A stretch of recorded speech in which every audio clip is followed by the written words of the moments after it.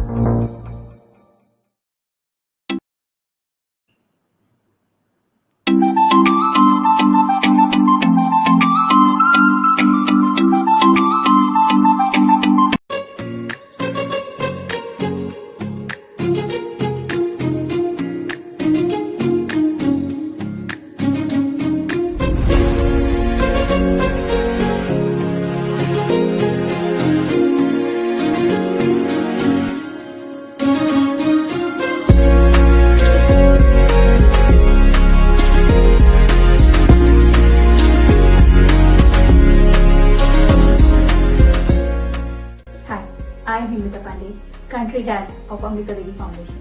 We believe that empowerment begins with opportunity. Our mission is to equip women and youth with skills, restore our environment and uplift the community. Through education, employment and environmental action, we are building a self-reliant and sustainable future.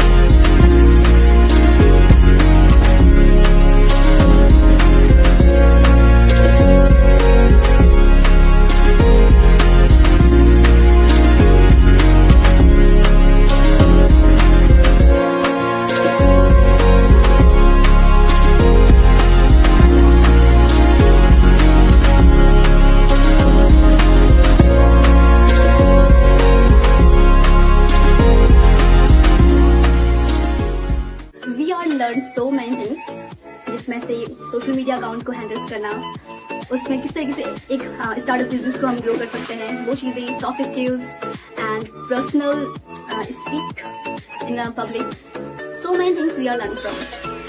And I like to thank Amrita Devi Foundation जिन्होंने महिलाओं की education के लिए, उनके skill development के लिए इतना सराहनीय योगदान दिया है। सबसे पहले मैं अमृता देवी फाउंडेशन का बहुत बहुत धन्यवाद करना चाहती हूँ। फिर मैं देवी नेगी जी का भी बहुत बहुत धन्यवाद करना चाहती हूँ, जिन्होंने हमें 6 महीने फ्री ऑफ कॉस्ट सिलाई सीखने का मौका दिया, जिससे अब हम अच्छे से सिलाई सीखकर अपने खुद के कपड़े और आस-पास पड़ोस रिश्तेदारों के कपड़े सिलकर बेनिफिट कमा पा रहे हैं।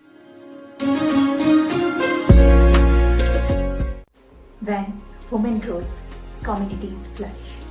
Our training programs are designed to bridge the gap between education and employability, ensuring every woman and girl can stand on her own feet with pride.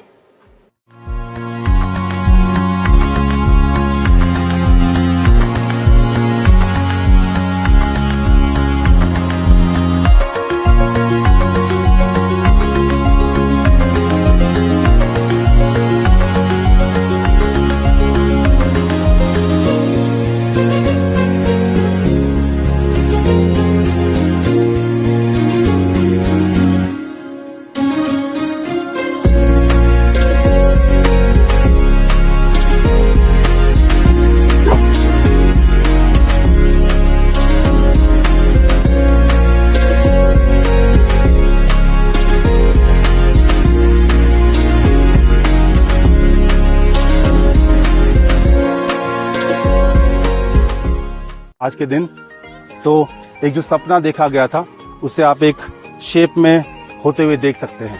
के साथ रिखानी गांव जो कि अल्मोड़ा में स्थित है वहां पे पहुंचा अमृता देवी अर्थ केयर की तरफ से जो कार्य पर्यावरण के लिए किया जा रहा है उसका एक जायजा हमने यहाँ पे लिया।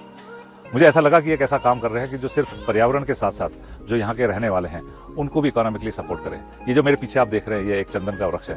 कभी सोचा नहीं होगा कि चंदन के वृक्ष उत्तराखंड में भी इस तरह से लगाए जा सकते हैं, बट ये जो मुहिम चलाई है जहाँ लोगों को एक दिशा दी गई है कि चंदन के पेड़ लगाएं, पर्यावरण की तरफ है ही जो सपोर्ट उसमें मिलेगा, but economically also it will help the people those who are residing in this area. मेरा नाम सुनीता मेहता है, मैं ग्राम रिखाणी से हूँ और हमें आज अमृता देवी फाउंडेशन द्वारा धुआं रहित चूल्हे मिले। हम इनका प्रयोग करेंगे तो हमें धुआं नहीं लगेगा और जिससे हमारा स्वास्थ्य ठीक रहेगा। अमृता देवी फाउंडेशन का धन्यवाद करती हूँ जिन्होंने हमें धुआं रहित चूल्हे दिए। धन्यवाद। Our work being recognized by the leading organizations. We have been awarded as the Best NGO in 2021 by the GNE Awards, and our commitment to excellence has earned us the Incredible Workplaces Gold certification. Our partnership with ICO India Services Private Limited, Express IT, Sharp and other leading organizations continue to strengthen our impact.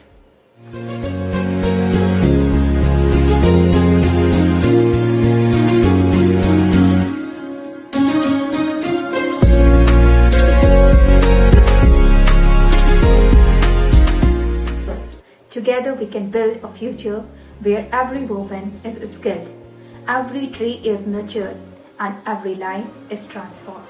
Be a part of the change.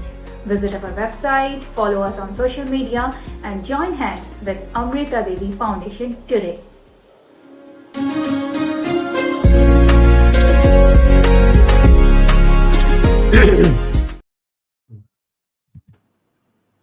Excellent video. A very good morning, ladies and gentlemen. Welcome to the Amrita Devi Foundation talk show, Stories That Matter.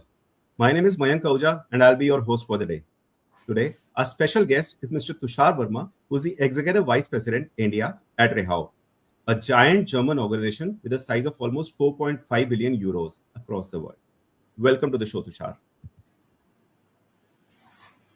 Thanks, Mayank, and thanks for this opportunity to have this talk, and really thankful to Amrita Devi Foundation. I think this is a great initiative by them, and I think today's topic, also resonates with the work that is happening on the ground level, which Amrita Devi Foundation is doing, and which is very important for our future growth. You've already given my introduction, so I head India operations for Rehau, and we are a German MNC, close to $4.5 billion, and we are working in building India. We are into the building material and infrastructure space, and we are bringing great homes to every Indian. And I'm sure every Indian in the country today has touched, seen, or been visible to the Rehau product. We are not in the front face, but across furniture and stuff, we would always find Rehau a part of your home. My endeavor is in the future to make Rehau even more known to our products and make better lives for Indians. Of course, I wish Rehau the best. Thank you, man. Right. Thanks. So, Tushar, we are thrilled to have you with us as we explore a topic that is sparkling conversations across boardrooms, newsrooms, and dinner tables alike. So, is India truly on its way to becoming a 5 trillion economy, or is it just more of a hype than reality?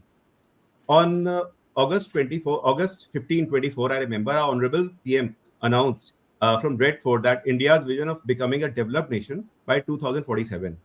As we inch closer to 2047, it's crucial to look beyond the headlines and dive into the real drivers, roadblocks, and possibilities that define India's economic journey. So let's get started and unpack the story behind stats. So, Tushar, first question for you. India is projected to become a 5 trillion economy. We all know that. So how does this align with a long-term vision of becoming a developed nation by 2047? Sure. So, Mayank, a very interesting point that you made was our Prime Minister's, vision to, become a 30 trillion economy by, 2047, and it is a big, step, because it will also mark our 100 years of independence, and it's a very big step in the future. If you see for some of the changes that have happened, we actually hit the first trillion mark in 2007. And then the next trillion came around about 7 years later in 2014. And then the third trillion in another 4 years. So that was, around about, which is faster than 7 years, and we are currently around about 3.8 trillion. So we've already kind of gone ahead of our sparking. In fact, today we are just a tad below Japan, and I think we will cross both Japan and Germany very soon, and becoming a 5 trillion economy. So we are truly set up to become a developed nation, whether it is 2047 or a year before or a year after. I don't think in a journey to becoming developed nation, a couple of years really matter. But I think the pace that we're going to see in the next 2.5 decades is going to be much faster. We are already reducing the gap. For the first one was 7, then another 7, then 4, then 3. So every trillion now is coming faster than the one before. So I don't think it is, it is something, it is not it's not a marketing thing. I think we are truly, poised to go and hit it. The next decade, I think, is going to really define how we go there. Absolutely correct. Absolutely correct, Tushar. So I'll tell you that around a couple of years ago, in fact, what you're saying, IMF has also said that the world should learn from India because the economies of the entire world were slowed down. The growth became a little slow, but we were doing a little better than the entire world, than the average of the world. So just tell me what economic indicators should we track to determine if the progress is just real or hype? See, the real work happens at the ground level, and when you talk about economic indicators, there are some of them are very simple ones. You see all across yourself. I think in your neighborhood, in your community, in your office spaces, in general, where you live, and the infrastructure around us. So if you see, in fact, I think that our generation is the generation which has seen the migration where we used to have a black and white television at home towards where you've got data on demand on your cell phone. The today's generation has not seen it, but our generation is the one which has seen this shift which happened over the last 3 to 3.5 decades. And if you see the surroundings today, they're very, very different. The growth in infrastructure is something I think is very, very important. The economic growth, which is obviously the numbers show, but the fact that the spending power with the general commuter is very high today. The consumer is able to spend more than what they used to. The basics of standard of living has uplifted, which again is a good indicator, and that we are going ahead in the right direction. But purely from an economic point of view, what we need to see is how the manufacturing setup grows in the country, which really adds value to people to grow from a point of view creating employment. So that is something that we need to see. We also need to see the social progress, what is happening socially around us. And we've had 2 solid terms of government which has been very, very positive. Continuity in the reforms, continuity in the actions, and now we're in the 3rd term, and we look at this continuing, and that is something that is going to really add. So put together, I would say the economic growth progress, the social progress, the good governance, the environmental stability, the manufacturing setup, and the surroundings around us. Everything is a parameter that we need to track and see how things are. And in the current world where you are seeing every day there is in fact we all know what is happening around globally with the tariffs. But if you see, India is really poised very strongly around it. India is not something that is running from one pole to the other. We are actually very strong in the position. We don't see any negative comments coming in from the government of India. They are very strong. They understand how this works, and I think we will just navigate our process through it. So from an economic growth indicator, we might hit a slight slowdown, but I don't think that will happen for more than a couple of months to be max. Forget about years. It's going to come over, and we are going to stream through. That's really good to hear, Tushar. So and you're absolutely right that from black and white televisions to data on demand, we have come a long way, but still there's a long way to go. And in terms of purchasing power and of course infrastructure, the weight is increasing. So one thing we have seen, Tushar, that be it an organization or a country. So once we achieve one milestone, we of course look for the other milestone going forward because the moving is the way. So in the same context, if India achieves a 5 trillion economy in the next few years, which we will, what should be our next economic goal to stay on track for 2020 or 2047? Sure. So as I said earlier, the gap of years is closing down. The first trillion came in 2007, so which is less than 2 decades ago, and the second one came in 7 years, and then the third one came in 4 years. And again, we are seeing where we actually have added nearly a trillion in the past 2 years. So I think we should hit 5 trillion in around about end of 2027, around 28, and then we are looking at, I think the next big jump is going to be over the next 5 years. So I think a 5 to a 10 trillion shift should happen around about 2032, which is a very strong push to happen. And that will give us another 15 years to then go from 10 to 30. So I think the blocks of this 4 to 5 years, which was earlier a trillion and a half, will now jump to a 5 trillion kind of a jump. So we should hit around about, and that's purely my understanding, that 2032 is something that we should hit around 10 trillion. And then by 2040, we should be around about inching close to around about 18 to 20, and then the next push forward. But truly, the next 25 years for us, we will have a quadruple growth around this. Really, really good to hear that, Tushar. Of course, we understand that at this point in time, I think China is around 18 trillion and US is around 28 trillion. So we are also moving towards that direction, and we are moving at a faster pace. So Correct. That's absolutely correct. Very, very nice to hear that once you said this thing. And of course, I hope that entire India work towards that and go in that direction together, hand in hand. So one more thing, Tushar. So for any leap to be taken, be it any organization or the country, some structural reforms are required, because in the same structure it is going to be difficult. As they say that what has brought you here will not take you there.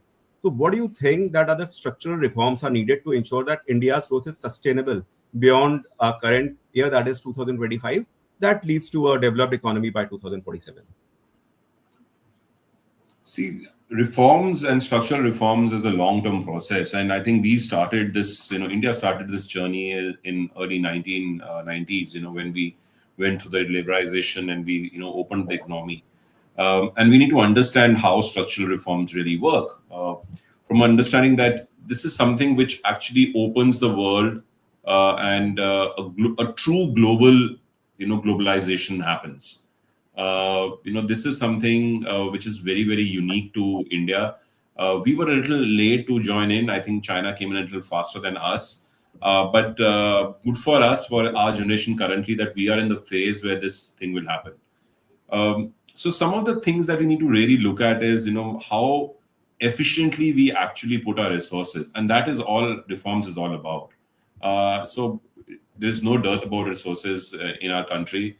Human resource being our biggest asset right now, and to add to that, a large population, a large size of population which is educated, at the same time, English-speaking population, which helps from a globalization point of view, and it's easy for people to come and invest in the country.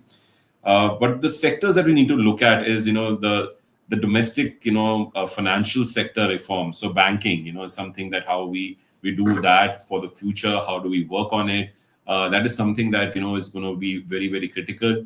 The capital, reform, in terms of how the capital accounts happen, how the capital is invested, where the capital goes.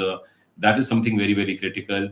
From the market reforms, we've seen a amazing, run of the stock markets and open markets and how they've been performing, and how a large population of the country is now investing, which is again important for the reforms to grow. And now, which is a hot topic this time, is trade reforms. Now, with the whole tariff thing happening, with the US and the global spree, I think India will be the first ones, and I'm very confident about it, to set up this trade reform in the right direction, make amends, make changes quickly, and get back. So I think it's a mixed bag of reforms.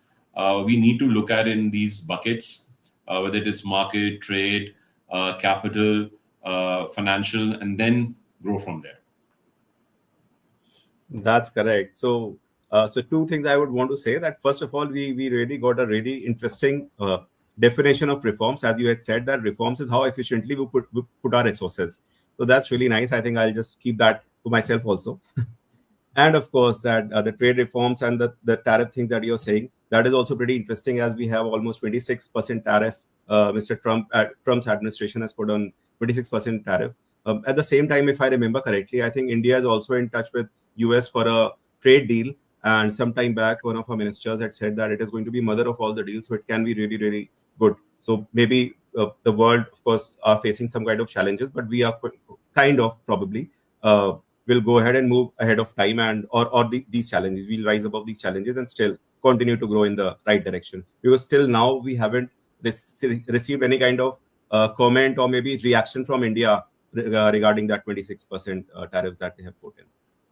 Anyway, so moving forward, what do you think that the government policies, as you also talked about America, so how can government policies like Make in India and Atmanirbhar Bharat contribute to both short-term and long-term 2047 vision? At the same time, when we see that some time back, the Trump administration had said that they are also inviting few of the or any of the organizations to go and manufacture over there in their country, so that they will not charge tariffs from them.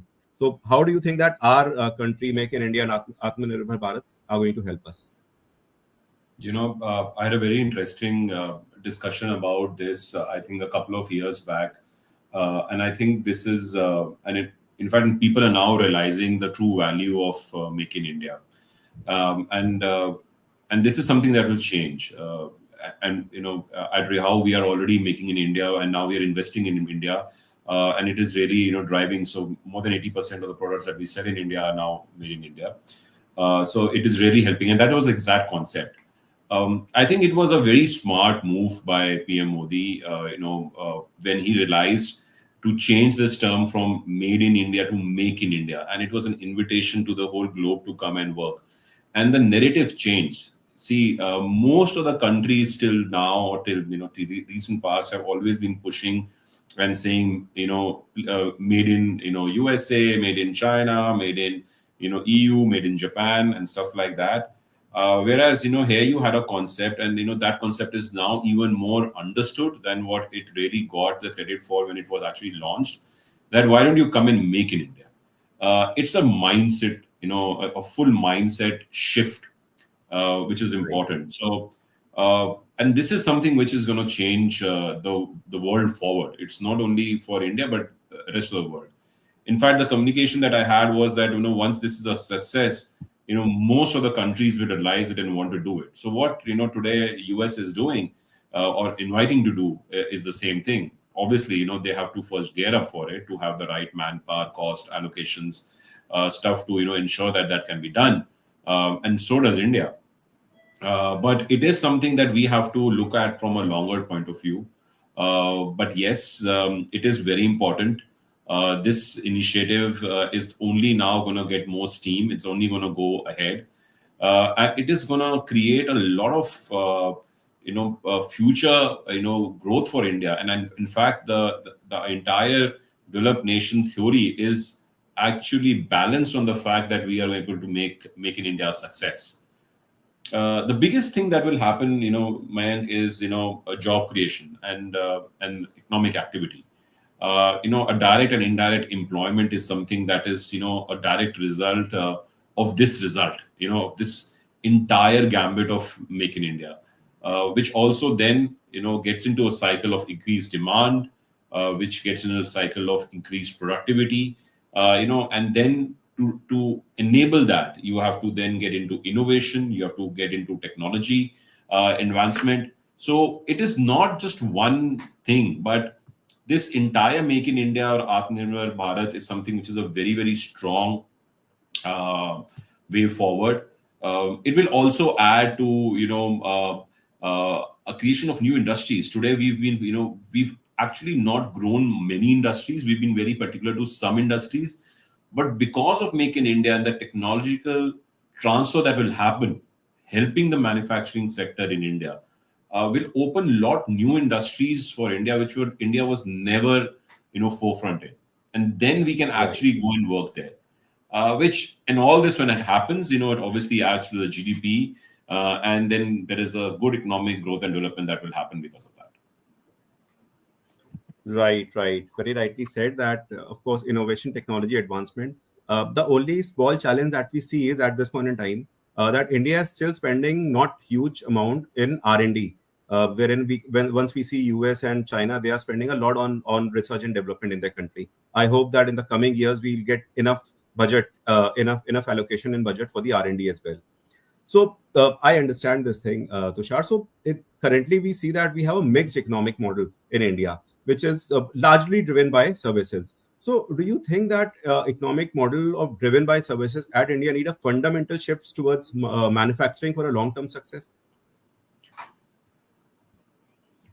Yes and no, both. So see, for example, if I talk about the entire service sector, and we've actually said a lot about our IT services and our software being the world's best and software exports, and we've leveraged that for I think the past 2 years.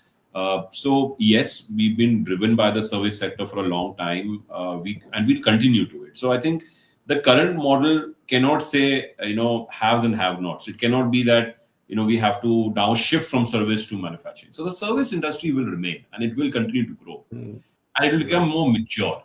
So there will be a different set of policies or a different set of working that will happen, and it will mature and grow, and it will now stabilize and get into the next level of growth over a period of time. And in terms of manufacturing, it is a mix of things. So for inside the infrastructure required for setting up the right manufacturing, the whole Make in India that we just talked about. It is easy to say that Make in India and invite people, but how are you going to link things to that? So the government needs to look at some fundamental models which are going to allow this to happen. It has to be production linked incentives, the PLIs that we talk about. So the PLI scheme has to then marry our long term growth and development plan.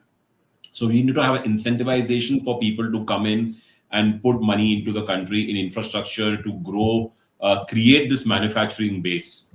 We also need to look at some unique developments that have to happen from our country perspective. Today we are known for services. We are not known today for efficient manufacturing.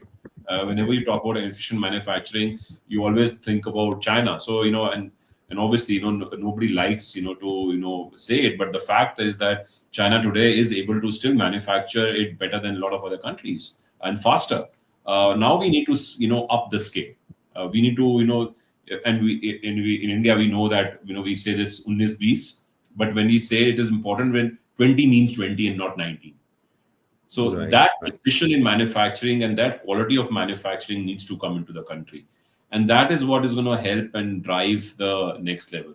And that will only happen when the policies are, accordingly, whether it is tax breaks for the people investing, whether it is land availability at cheap rates, whether it is, manpower, trained, skilled manpower availability at the right time. All this put together is something that is required for a long and fundamental shift. So, as I said, it is both. So, service sector needs a different tangent. A manufacturing sector needs a different tangent, and both need to grow. So you can't say that we can only build up our future because of the service. It has to then marry both of them. Right. And you very rightly said about the production link incentive. I think government has been really happy about it, and they have been excited about it. In fact, if I remember correctly, just some time back, few months ago only, they had extended the semiconductor this PLI scheme to semiconductor industry as well, wherein they were spending billions of dollars for the semiconductor industry to be set up in India, in association with the Indian organizations. So that's very rightly said, that it has to be mixed. It has to be only the current the service sector has to mature a little more, and then of course the other sectors also have to come up, especially the manufacturing sector, right? So that brings me to another question, and that is, which sectors will play the biggest role in helping India reach 5 trillion economy, and how are they aligned with? Again, the same question is there. How will it align with our 2047 ambitions? Yeah, so see, each sector is important. I don't think, we can just say one sector growth will lead to, we becoming a complete, large developed nation. It's like, five fingers and say, which finger do you want to work? So we all need all our five fingers in our hand. Each has a different role. So if you have to make a fist, each finger is important and each finger is different. So they're never alike. But I'm a little biased here. I would say, since I belong to this industry and I've spent most of my time in the infrastructure and building material industry, I feel that this industry is something that's going to contribute a lot more, or it's going to be it's going to be really focused on it. The reason is two. One is the infrastructure, or is one of the biggest employers in the country, both direct and indirect. And this is something that is going to continue to grow. I think in the next 2 decades, this is the only sector which will see higher growth rates than other sectors, because for anything that you want to do, whether it is manufacturing, whether it's want to, grow, the infrastructure is required. We need better roads, we need better infrastructure, we need, better facilities. So I think that's the sector that needs to grow. At the same time, the entire machinery needs to get together. It's like a big machinery working together. And it is like a wheel. Once you push, it has to just move on. And multiple things are required to push the wheel together. For example, heavy machinery is going to be something very important. Defense is something that is going to be very important. And today, India is now gearing up, to be a defense exporter than a defense importer for a very long time. So that is going to add value. A high tech, manufacturing. So as I said, our manufacturing is still at a nascent level. From a point of view of the high quality and high end stuff, we still doing pretty basic stuff. I think the high tech manufacturing needs to come into the country. And then the entire sectors into growth, retail, banking, everything kind of, needs to get together, which is going to be a big change. We've already seen this change happening to a certain extent in the metros and the mini metros, with the e-commerce and e-retailing coming in. I think this is only going to grow. And as more and more, people start, expanding, and more smart cities, start becoming really smart, this is going to grow. So I think all in all, everything put together will grow. But my bias is, always is going to be towards the infrastructure and the real estate, building material industry, because I think that is something which is the brick and mortar of, getting things established. Right. So very rightly said that, and it is pretty true that infrastructure is something things are going to revolve around. If we have to move forward, infrastructure has to be really good.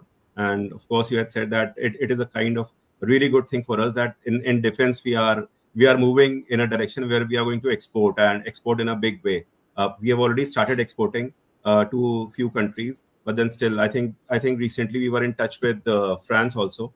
For the export of one of our major things. So I think Pinaka missiles are the ones that we were in touch with France for that. They wanted to come and see this thing. So of course, so this we were talking about infrastructure. Now we can just come down to digital transformation also. So what role we have already seen a revolution. We all have in the last few years. Every Indian has been touched by at least once by this digital transformation of UPI. So by making payments through UPI. So what role does digital transformation and AI play in accelerating India's economic growth and global competitiveness? Tushar. See, I think we can have a full session or a couple of hours discussion only on, digital transformation and AI, because it is that bigger, a thing. But if you otherwise see from an overall perspective, I have a slightly different take on, digital transformation and AI. Today we've got multiple functions like sales, marketing, operations, finance, HR, legal, IT, all of them integrated very well, oiled machinery, running companies, right? Um, Right. Digital transformation and AI will become like an enabling function. It will become a separate function all in all. I think time is not far when organizations will have an AI department, or will have, and I'm sure some of them already do, will have a very strong digital enablement sector, which will actually grow the entire organization, and it will cut across all the functions all through. The way it will happen is, see, the typical AI that we see currently, or the things that we have seen. UPI obviously has been exceptional for us, and there are multiple factors why UPI became a success. The early adoption by Indians on it, also the fact that Indians never had anything like that and we were a very paper driven. We still are. We were a very paper currency driven economy. But what happened with UPI was the access, the ease, of transactions just completely changed. Now that was just a small thing. I think now others are adapting it. Uh, and I'm, it's surprising that something that we were able to develop and create and then make it mass across India had not never been done in the history of the world with any other country. Now the next level has come. So AI is not only, so today AI is more prompt based.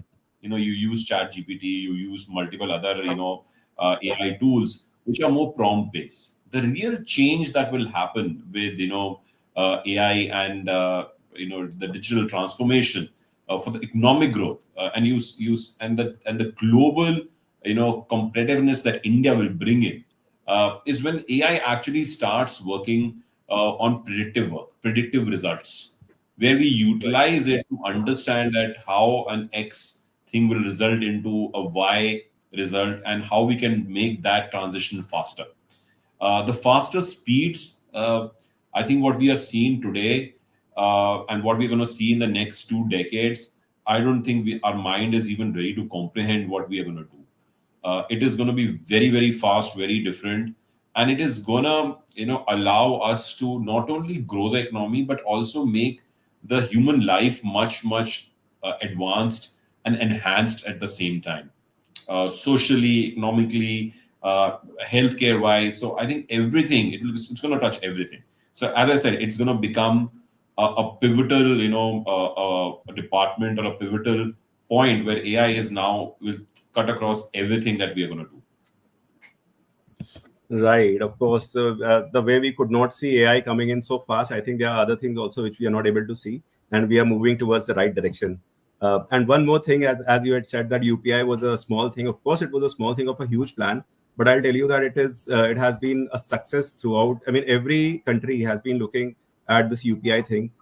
In fact, our country is also promoting UPI in a way wherein this in 2023 at G20. If you know that all the people delegates who came in, the giants, so they were all given a mobile, or maybe this UPI application was installed in them, and they were given around 1,000 rupees each, so that they can just make a purchase over there in the stalls over there, and they can buy some eateries and get it done. So that way it is also it was also shown like that. And of course it is a small thing of a huge plan. So this means that we are planning really big, or India is going into the really, really good era. So one more thing. So coming back to, as you had said some time back, that India has that population benefit. Initially, it was not the benefit used to. We never used to talk about the benefit of population. Now we are. We can see that I read it somewhere wherein in the current scenario, or soon in the future, we'll have a one person in 5 people across the world working professional will be Indian. So India has a massive workforce. How is our human capital development aligned with our economic growth targets? Tushar.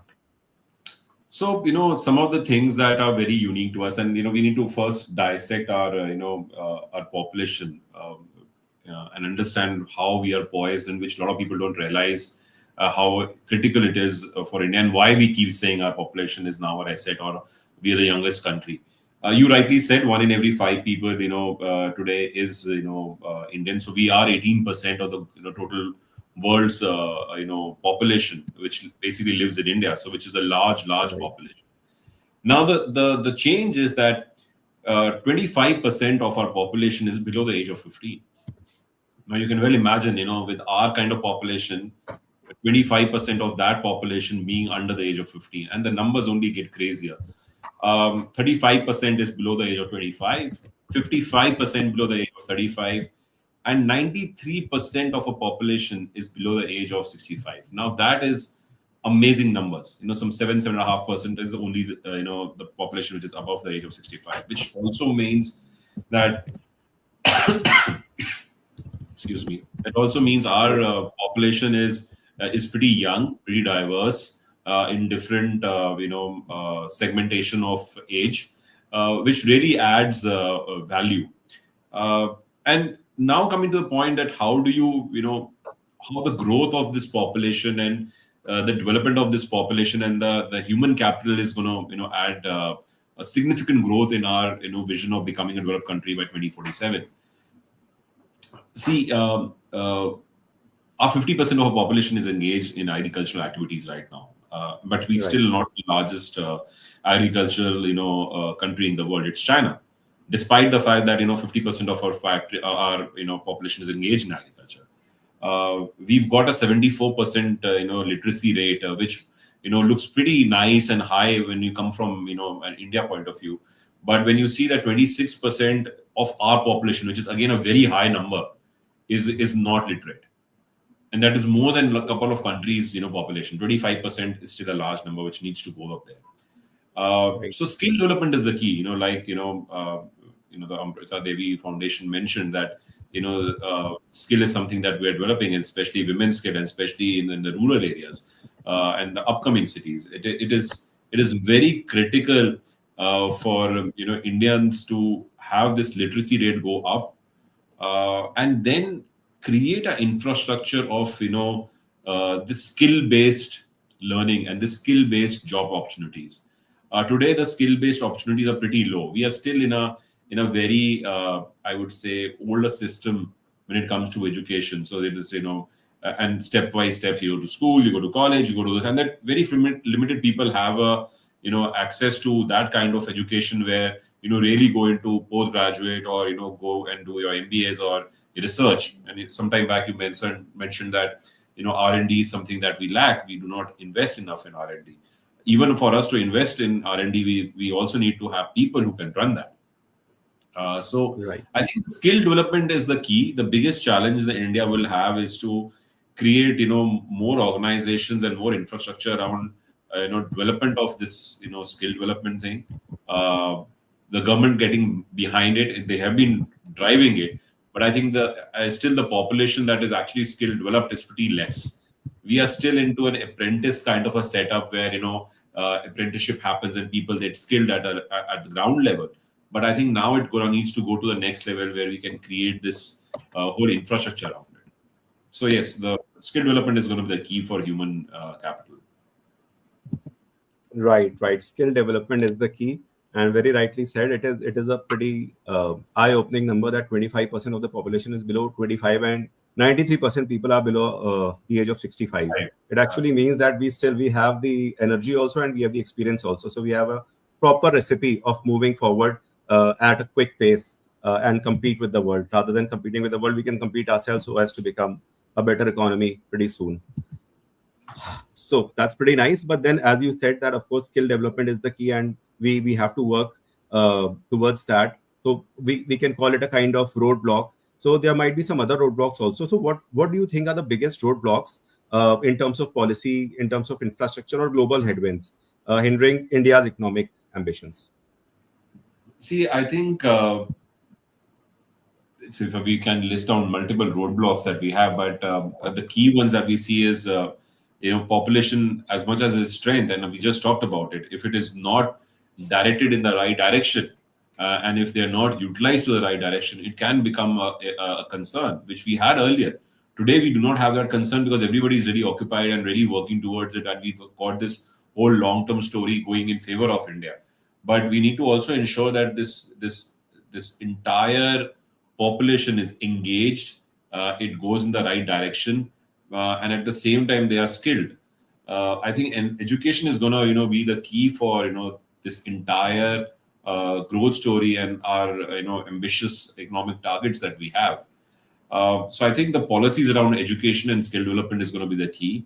We also need to work on gender disparity. I think that is something which is very evident right now.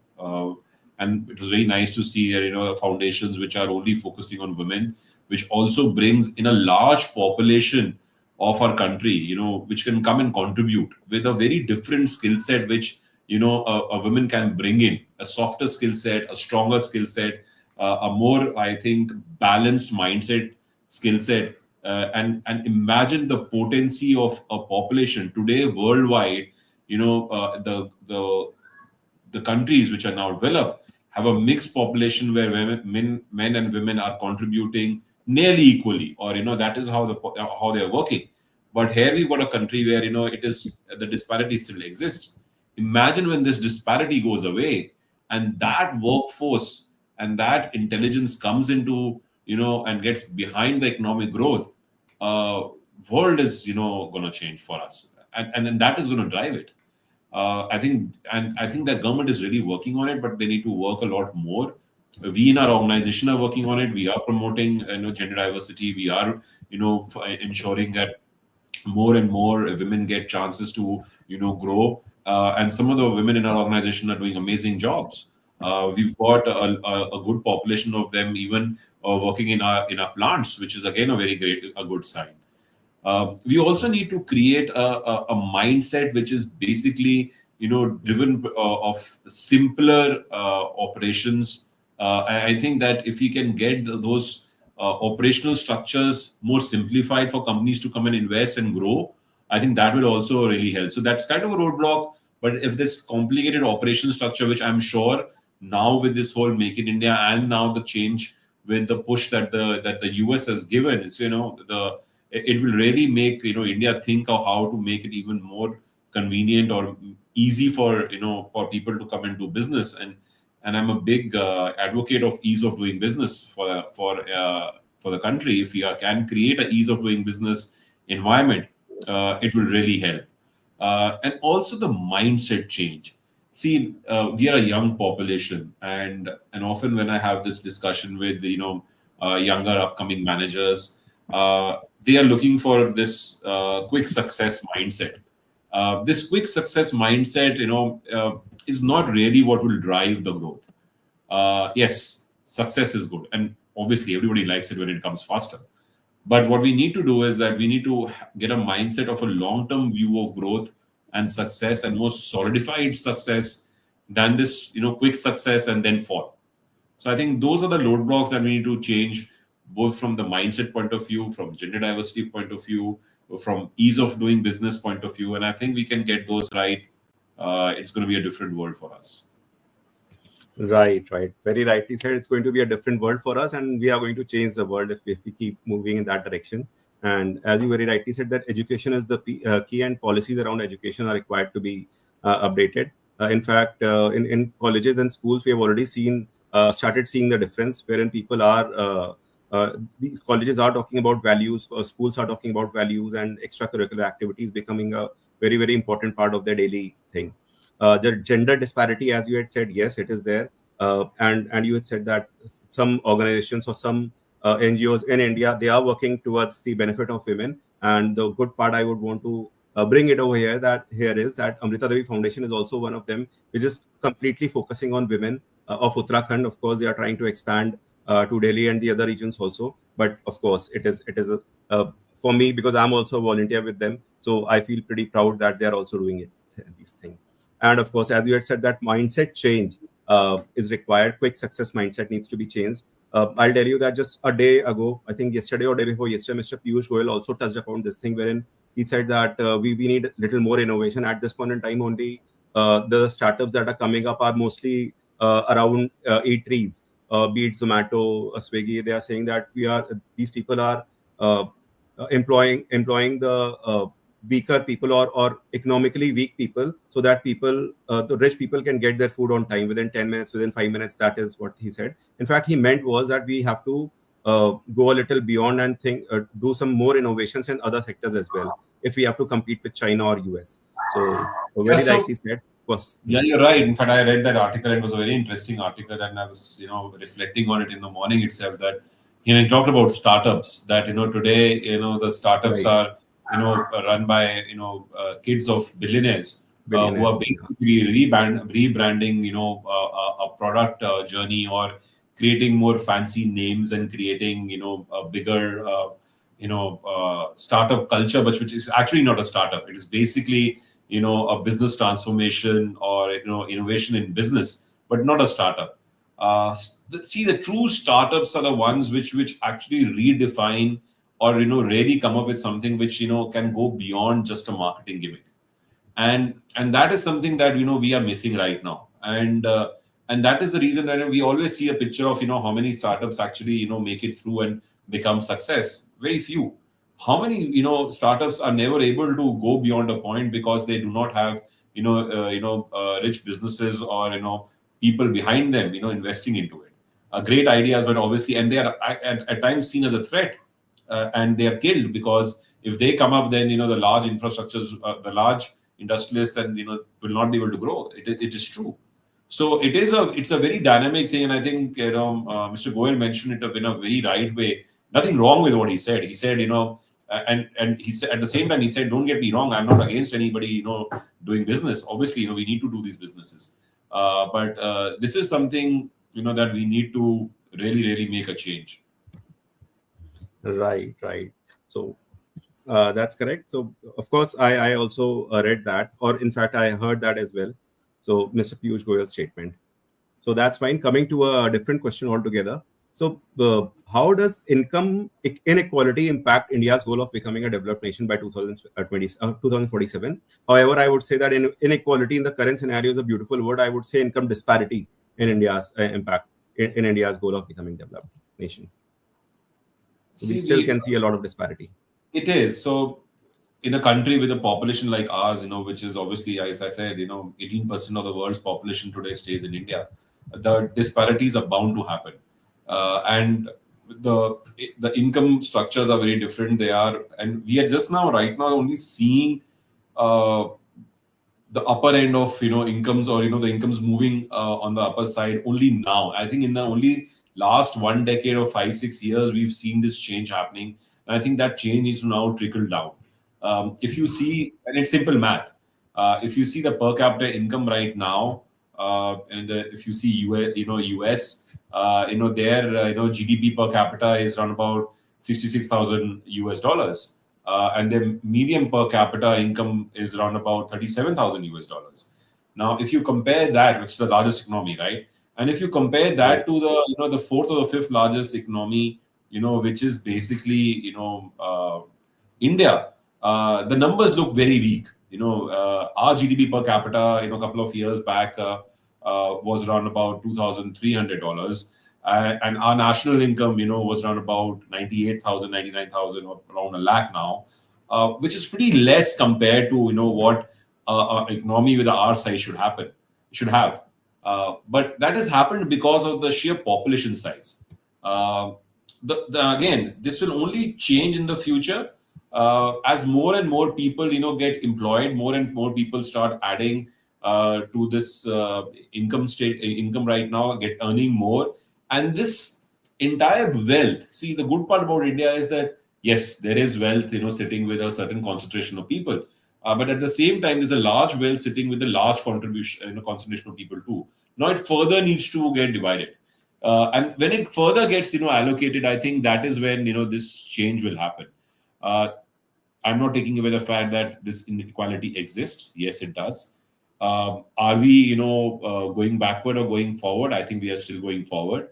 And as long as we are able to improve this and ensure that everybody gets the slice of the cake, as India becomes a developed nation, it will be important. It cannot be done by a certain percentage or a small percentage of the population. A larger percentage of the population has to marry, has to get in.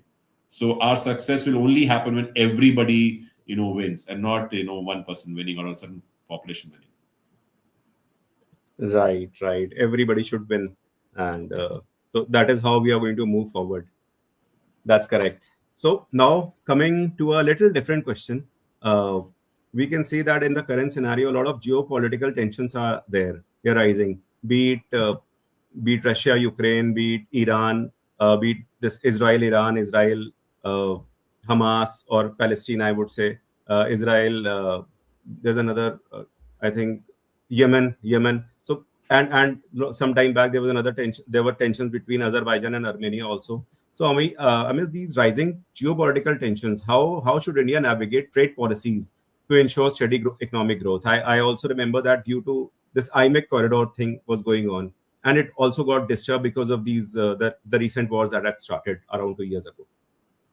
Tushar. True. So, see, India, from a political point of view, I think, and this whole geopolitical point of view, India has always been the center of stage because of our neighbors. And they are the three largest conflicts or the oldest conflicts in the world that exists. One obviously, exists in the Western world and the Middle Eastern world, without taking names. One, exists in Southeast Asia, and one exists in India and its neighbor. So these three, conflicts are one of the oldest conflicts in the history of the world, which continue to grow, over decades. It's not been 1 or 2 decades; it's been there for several decades now.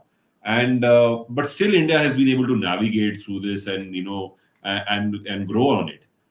You look at other nations, what has happened. Another thing that is important for India is that the way that we've managed our international relationships. And the way we've kept everybody aligned and at the same time grown our internal consumption. India is India, not only because we've grown with the world, because internally our consumption and internally our people have grown, and we are very strongly poised on that. I think that is the biggest strength that we have. Yes, these conflicts don't help, and we wish that these conflicts do not exist, but they are. Some of them are beyond our control. The only thing that we should do is navigate through them. I think in the Indian government and the foreign ministry does an excellent job of navigating through it and going through it. Yes, we have to also manage our home, which we do also. Right. So we've been able to navigate through this for a period of time, but yes, it at times creates certain bottlenecks or makes India takes some sides which India obviously has never taken. But I think overall it is doing well, and we have been able to navigate through it. So I would say that India is actually much smarter than what we get the credit for. We've been able to do it much better than a lot of other countries have been able to do. Absolutely correct. Absolutely correct. At times, India also falls into dilemma. I don't know how they get out of it, but we have, I think, best of the mind sitting over there and driving this. I remember that recently also there was a dilemma of wherein Mr. Trump or US had said that they want us to buy their F-35, wherein from Russia also we were getting the same kind of aircrafts, the stealth aircrafts, the fighter jets. Wherein of course the cost of F-35 was almost double of what we were getting from Russia. I think India still has to take this decision. So these are the geopolitical things. But yes, you very rightly said that we are still navigating around everything. We are still trying to take the positive out of everything. Even the war that started, we kept buying oil from Russia, and that is how we supplied it to the European world only by after processing it. So ultimately, I think we are, as you very rightly said, that we are much smarter than we are given the credit for, and we stood strong. So that's fine. So how will India's role in global trade, investments, and diplomacy evolve as we move towards becoming a developed economy? See, from a India is one of the nations that everybody is looking forward to. I don't think any country which talks about economic growth or its foreign policy or any trade discussions will not have India directly or indirectly involved in it or in the back of the mind. They cannot, and that is a fact of the Right. matter. It is not only the US or the Europe or China or Southeast Asian countries. Nobody can ignore India today. And I think in this scenario today, we are now only strengthening our relationships with like-minded countries. At the same time, we are also ensuring that India is seen as a true blue superpower, not only from a defense point of view, but from a power that is there to support, and the world will actually look a better place with India playing a role in it. No two doubts about it. Absolutely correct. Absolutely correct. And world will look better once India has a better role to play, and India is playing that role. So coming to the last question of the day, I would say that it is associated with what you have just said. India has to play that role to make the world better, and so once we are achieving this 5 trillion economy, that's pretty good. We should do that. But what about how do we ensure India's economic growth translates into a better quality of life for its people? While knowing this thing, that in the current scenario in 2025 report, one of the reports, India has been the happiness index. India is still at 118th number out of 145, and we can see that Pakistan and I think Nepal and Ukraine are far better than us in terms of ranking. So, what do you say about it? Yeah, I think at the end, all of it also thinks about boils down to happiness, and isn't that a $30 trillion question? What are we here to do, and how we are going to do it? It's always good to talk about money and growth and economic stability and stuff, but at the end, what do we really take away? I will quote a Greek philosopher, Aristotle, and Aristotle was a Greek philosopher. Not now; he was, in fact, in 350 BC, which is nearly 2,400 years ago. And he mentioned that happiness is the the meaning and the purpose of life. Imagine the narrative given by a philosopher 2,400 years ago, and I think it still stands true. Happiness is the meaning of a true life and the purpose of life. We are all here for a finite time. We are not here for an infinite time, and this finite time we have to ensure that happiness is something that we drive out of it in whatever do. And I think, and that sums it up for me. Whether we are going to be $1 trillion economy in 2047, I'm sure we will be very close. But at the same day, will we be happy? And if we are happier, and we are up there, I think we would have achieved what we went on to do. So a happy India, achieving a $30 trillion would be great. That's really nice to know, Tushar. It's really nice to hear from the India head, operations head, coming from him, that in India the real thing is the happiness of all the citizens of India and the people who are working over here. So Tushar, I would say that it has been really a pleasure having you in this show and having this engaging conversations with you today. We have explored the possibilities, realities, and road ahead for India's economic growth. So to all our viewers, thanks for tuning in. Let's keep asking the right questions and contributing to the India's journey towards becoming a developed nation. So thank you so much, Tushar, once again for coming to the show. Thank you. Thanks, man. Thanks, Amrita Devi Foundation, for having me today. It was great talking to you and reflecting. And have a great Sunday ahead. Happy Sunday ahead. Yeah. Thank Okay. you, Tushar.